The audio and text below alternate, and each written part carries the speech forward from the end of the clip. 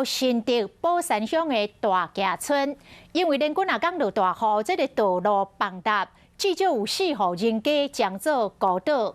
好你家在这个住户已经安全来撤离了。在地乡亲讲，3天前涂骹面就已经有壁船，想袂到会怎放弃断路。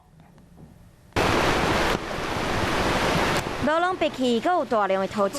这几天一直落大雨，所以有大面积拢放来。毋但车辆无法度通行，连居民行路要出入拢真困难，甚至阁差点要3公尺悬。目前还一直咧落雨，放来面积嘛继续咧扩大。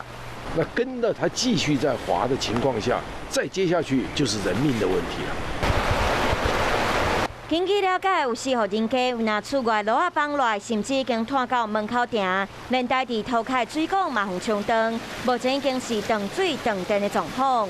若是雨继续安尼落，住户的状况恐惊嘛真危险。这一个整个断掉，往下呈现，往外滑移，所以整个再继续下去哦，会影响到他这一户人家。